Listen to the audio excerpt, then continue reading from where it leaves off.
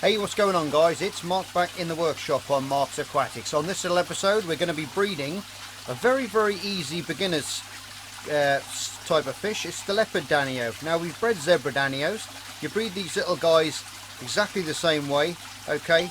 So if you want to see how to breed zebra danios, pop back and see that video that I've already made, or you can follow this one along, which is absolutely identical way to breed the zebras as is, because they're basically the same species of fish. They've just been modified slightly, genetically modified. They've got those spots instead of the stripes. Females are more rounder in the body, as you can see the female there. She's the heavier set bellied one. She's full of eggs and well conditioned. The males have got more of a all over gold sheen. He's the one around the surface, as you can see there on the left hand side there. And we're going to breed these, like I say, in exactly the same way. Now, you can use marbles for this, okay? I've got a layer of substrate called Biohome on the bottom. It's Biohome gravel.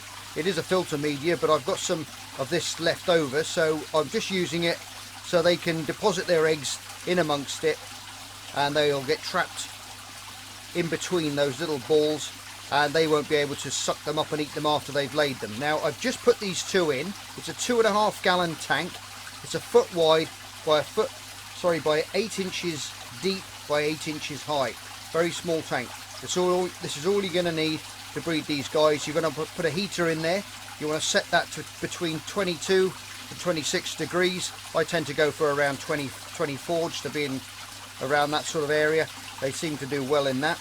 Now, they're already showing a little bit of signs of interest. The male bumping the female down in that corner there. Now, they're well conditioned up. I've been feeding them well on mosquito larvae, on bloodworms, on daphnia, like I say on so many of my other videos. It gets them all ready. It basically it encourages them to think that there's lots of wild food, and if there's lots of wild live food, this is when they get conditioned up, as it's called, where they'll fill up with eggs, because they think it's safe to bring on the next generation, because there's lots of baby live food in the water, which their young and their fry are going to eat. Okay, so that sort of triggers them and tricks them into breeding. As you can see, they're still buzzing around the bottom there. We may have a spawn right away, but I tend to put them, this is the evening time now. Always put your pairing in the evening from your main tank. Now, I've set this up just like you would have if you've got these in your main aquarium already, okay? And you've been bringing them on, and they're adults like these, and you're used to seeing them swimming around. You've probably seen them spawning in the mornings around the bottom of plant stems, or if you've got some oxygenating plants, maybe around the base of those. And but what you do is, if you want to obviously keep the fry, which are going to get predated on super quick, and the eggs by all your other tank mates, you've got to make a little tank like this to bring on the fry, okay? And you've got to bring on that little infusoria culture, like I always tell you about, which is that micro life culture, which I'll link the description in the description, okay? So you can go back and you can have a look at that and copy that, because you've got to do that before you do this. So you've got to do that and prepare that a week before, so you've got lots of baby micro life in there for these youngsters when they're first born, okay? Otherwise they're all going to die because they're going to starve to death. This is where a lot of people get this breeding wrong. They think, oh yeah, I'll breed the fish, and then, oh dear, I get so many emails saying, Mark, what do I feed them? What do I feed them? Can I feed them this? Can I feed them that? Can I feed them baby newly hatched brine shrimp? And I say, well, to be honest with you, you can't, because they're too big and they can't fit them in their little tiny mouths, so they end up starving, bless them. So we've got to make sure the infusoria culture is ready first. Like I said, I'll link that in the description below, so you can watch that first before you attempt the rest of this video and breed them. And it's a very easy, straightforward thing to do, is breed zebra danios and leopards. The substrate, like I said, can be marbles, can be gravel. A spawning mop's handy, some oxygenating plants, a couple of bunches from your local fish shop, just put them in the corner. That'll give you some light aeration as well. That'll help that water quality. We're not putting any filter in there, because as soon as these guys have spawned, they're going to be returned back to your main aquarium, where they can carry on their little lives, and then we're going to bring the babies up in here, and obviously they're not going to be producing any waste, so we're just going to do tiny little water changes every few days on this tank, just to keep that water nice and healthy, okay? And you'll see that as we go along. What I do is, this tank's empty, I put the gravel in first, okay, spawning mop in on top of the gravel, and then I siphon the water from my tank, which hopefully in your tank as well, it's going to have low nitrate and be a well cycled tank. Okay, that's super important. It's a well cycled tank that they come from. Then you can put that water straight in from your main aquarium into this tank here, fill that up, put the little hose pipe on top of that spawning mop, that will settle out any rubbish in there, let it fill up, heater in, set for 23, 24 degrees, let it settle for a bit, and then add your pair at last thing at night. Okay, and then you wait till the morning. I've just put some Daphnia in there. She just ate one on the right hand side there, if you saw that. That keeps him busy. He's already trying to get her into that spawning mop, as you can see. So we may have a spawn this morning, which will be this evening, which will be nice for you guys to see, and it'll save me doing some filming tomorrow. So I'm going to watch them for a bit. If they don't start spawning, we'll cover the tank up and we'll uncover it first thing in the morning, and we'll get the spawn in action then. Okay. Well, the little monkeys, what they keep doing, they keep going behind that spawning mop and by that heater, as always, and they're laying the eggs behind there. I've seen them do a couple of passes where they've been wriggling around behind there. He keeps losing her and panicking and wondering where she's gone. Oh, there you go, you found her again, you're happy now. And they're having these crazy little fits and starts going around. You can see them just picking off little bits in the water, and then they go back down behind the spawning mop. There's a quick little coupling together and those eggs are released. Now these guys can have anything up to 400 eggs, and when you see them go together you think to yourself, oh, you can't really see a great deal, if anything at all, because the eggs are super clear and they just fall out so quick and go between the gravel. Just keep your eye on them down the bottom there, because you may see them come together again. Well, when they start to hatch, you will be absolutely astounded on how many fry you will actually get. That's why that infusoria culture is so important, because without that, like I said, you're going to lose the majority, if not all of them. Okay, and it's a very simple little culture to make. Just get any little glass jar or anything, boil up some broccoli, which is what I use, put it in there, get some existing tank water from your tank, a little bit of plant, a little bit of Java moss, anything like that, any bits of plant from your aquarium which will have that on it already, and then basically as that it'll rot down, it'll have like a bacterial bloom first in the water, it'll go milky, and then these little guys will slowly grow and multiply in their millions, and they will clear the water up. You'll actually see the water go from cloudy to clear, and then you look in there and you'll see millions of these little specks flying around, and that's what you need to feed your fry. But go back and have a look at the video anyway, and I'll show you how to do that from start to finish, right the way from the start, like you say, to seeing them in the jar. And I'm not sure if I can remember feeding some of the fry that I've had already with them. So imperative, guys. Okay, and it's when you see them go down the bottom by the gravel like that, that's when they're going to be laying the eggs. Okay, and like I said, zebra danios, leopard danios, same sort of the same fish, so you breed them in exactly the same way. Okay, pH is okay from sort of like 6.5 to 7.5. They're going to breed in that kind of range. I've found them fine to breed in that right the way through that range, as long as the pH is stable in your main aquarium and you've used that main aquarium water. If you're running your aquarium at say 24 degrees anyway, what I would suggest you do is just raise it up to 25 degrees. Just make it that slight bit warmer. Okay, and that little increment in heat can trigger them to go if you're finding that you're having a little bit of trouble getting them to spawn, or maybe even a couple of degrees higher. Try 2 degrees higher the next day or the day after. They may not breed they normally breed the next morning. When you put them in at night the next day, that first thing when the lights come on, that triggers them to breed. But sometimes it doesn't happen. Sometimes you'll have to wait for a couple of days, give them a little bit more live food, get them used to their surroundings.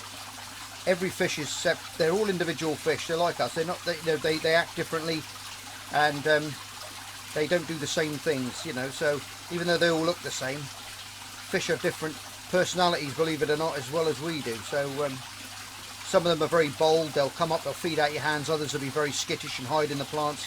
So you've got to look at what fish you've got, really.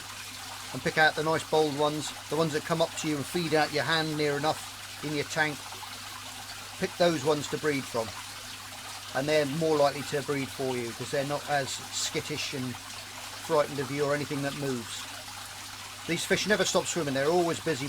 All the danios are very busy fish, always looking for food, always mooching around, and when they do start to breed, some pairs go absolutely ballistic. They'll fly in amongst the spawning mops and really churn the place up, and it's quite funny to watch them sometimes. But I think we've had a couple of spawns behind the mop there.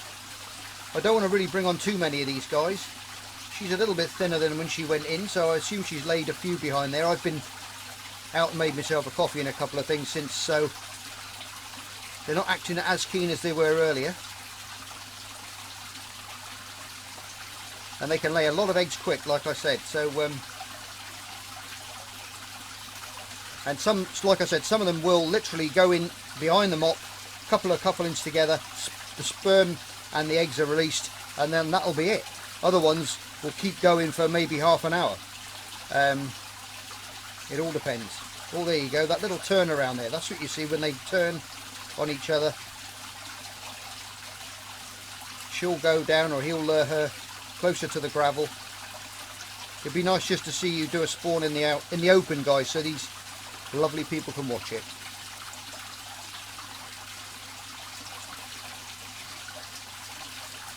There they go, they've just come behind that mop again. They keep going behind the mop to do it.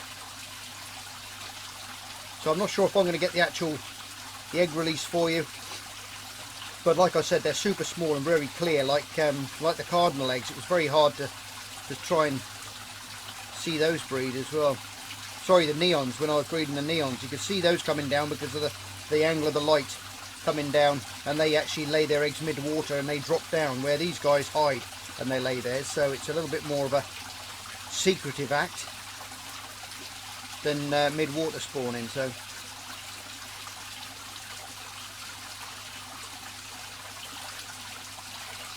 anyway, so as we watch these, like I said before, guys, this is an absolutely amazing first breeding project. If you're going to start to breed fish, try your hand with zebra danios first, or these leopard danios, because they're so easy to breed, guys. They really are. They're near enough that once you put them in a little tank and you turn those lights on, if they're well conditioned and healthy, they're going to breed for you first thing in the morning, if not a couple of days later if you persist with it.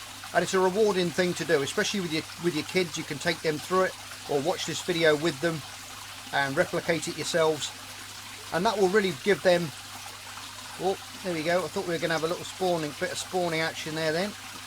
They are behind there they go, coupling together.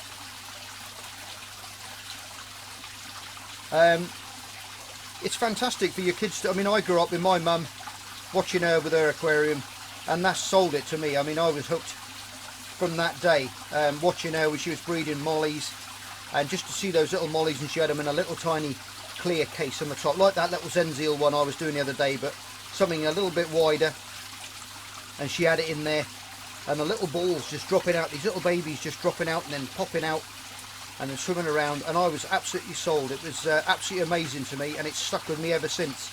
And the amount of species I've bred since then, and the things I've kept since then, it's a lifelong hobby for me, you know. And there's nothing nicer to get up in the morning, watching some fish spawning, and then thinking, great, we've got all the cultures ready, everything's going, and it's a brilliant thing to do, whether you're young or old. I mean, a lot of retired people as well, and older people obviously are on the channel as well, have emailed me and said, you know, oh, it's fantastic, you know, watching this, it brings back such memories when I was a kid, of doing all these things.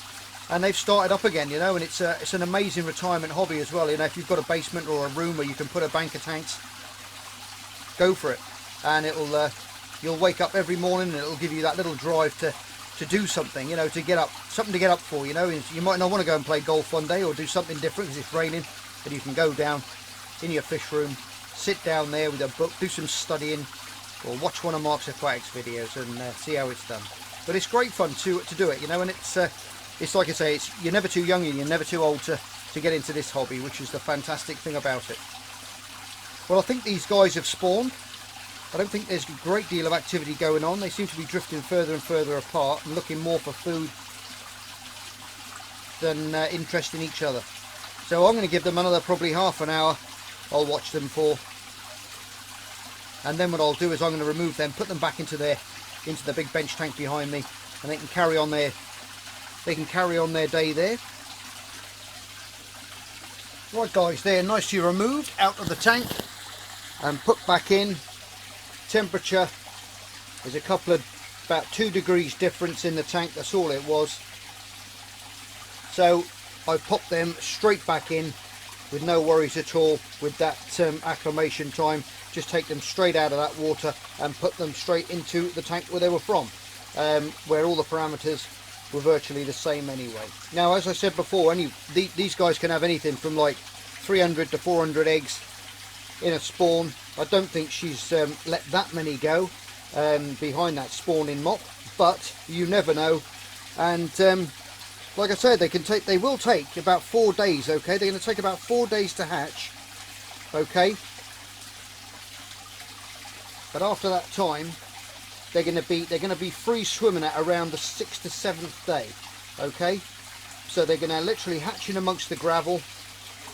They're going to stay there, and then they're going to be free swimming. You'll start seeing them being stuck all over the glass everywhere, where they'll hang out for a little bit, and then they'll start to move out into mid-water around the bottom and start exploring their territory. And this is when you need that infusoria culture. You can use liquid fry food, but you're not going to get as much success as if you were to use the infusoria microcultures that I'm always rabbiting on about.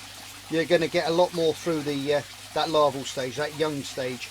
Okay, and obviously when they first hatch and they first start free swimming, they're still going to be using that little yolk sac up. So when you see them free swimming, that's normally a good sign that that's fully been utilised, and then you can move them on and start pumping in that infusoria. So I'm going to wait for 7 days now. I'm going to wait until these guys are free swimming, and then we're going to start feeding them the infusoria, and you'll watch them take it then hopefully out of the water column. Okay, right guys, it is the 6th day, and as you can see, we got quite a few fry swimming around in there. I was lucky, they didn't spawn as much as I thought they were going to, and which I'm pretty glad of, because I only wanted a few fry, and there's maybe 20 or 30 in there, which is brilliant, because I didn't want to be bringing up thousands and thousands of these little guys. And we've got a nice little group there. I'm not sure how many's in there, to be honest. There may be a few more going to pop out hiding in the spawning mop still, but you can see they're all in the water column now, zipping around. And this is when we start to feed them the infusoria culture. Now, if you've swatted up on that breeding video, on that infusoria video, you'll now know how to bring that culture on, and that culture should be ready to feed these little guys. Now, I use my pipette like always, put that into the little jar, and then as you can see, those little infusoria being pumped into the water there, and these little guys, bit of plant life coming out as well, don't worry about that. You can always suck that up again, any of the bigger bits, obviously minding the fry. You can put that back into your culture.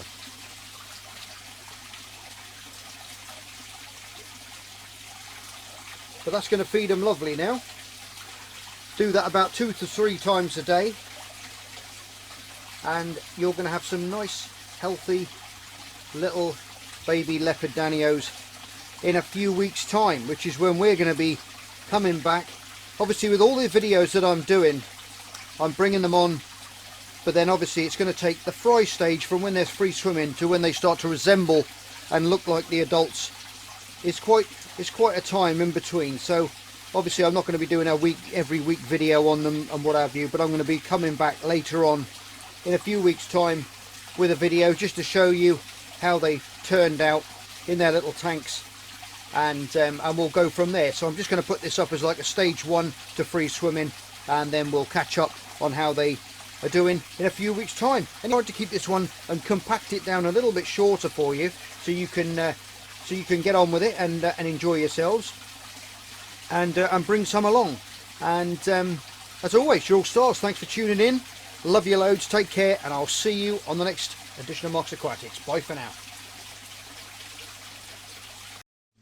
Just me and my guitar.